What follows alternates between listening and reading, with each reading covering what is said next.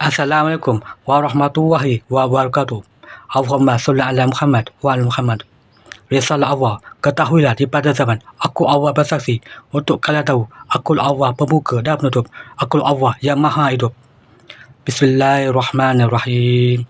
Wahai hamba-hambaku, ketahuilah di pada zaman aku Allah bersaksi untuk kalian tahu aku Allah pembuka dan penutup, aku Allah yang maha hidup. Bersaksi memberitahukan kepada kalian pada zaman, dan aku telah beritahukan pemimpin golongan kiri telah aku keluarkan. Sungguh kalian tidak akan mengenalnya jika aku tidak bersaksi, dan aku telah keluarkan dalam kesaksianku hamba terpilih tapi ingkar. Jika kalian ingkar padaku, kalianlah pengikutnya kelak. Bukalah surah Yusuf ayat 55 dan 56. Wahai Rokaya. Surah Yunus. Bismillahirrahmanirrahim. Artinya, ayat 55, ketahuilah sesungguhnya milik Allah lah apa yang ada di langit dan di bumi. Bukankah janji Allah itu benar, tetapi kebanyakan mereka tidak mengetahui. Ayat 56, dialah yang hidupkan dan matikan, dan hanya kepadanya lah kamu dikembalikan. Ketika pesanku datang, apa-apa kesaksianku, sungguh aku Allah penentu dan maha mengetahui. Surah Al-Hadid. Bismillahirrahmanirrahim.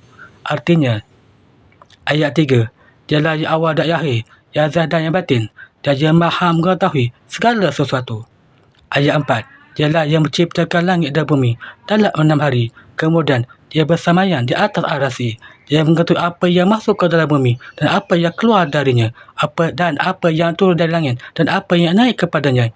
Dan dia bersama kamu di mana sahaja kamu berada, dan Allah maha melihat apa yang kamu kerjakan. Ayat 5, kepunyaannya lah kerajaan langit dan bumi, dan kepada Allah lah dikembalikan segala urusan. Sungguh kalian tidak melihat kebesaranku pada risalah Ar-Rahmanku, panggilanku di pada zaman, dan kalian beroleh syuhada pada golongan kanan.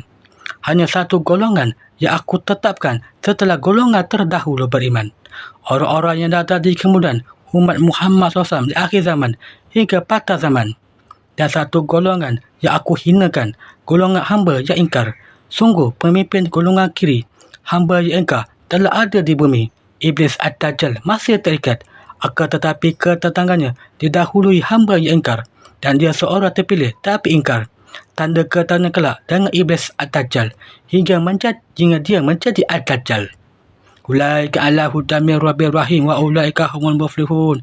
Amin ya Allah ya Rabb ya Sami ya Basir. Alhamdulillah.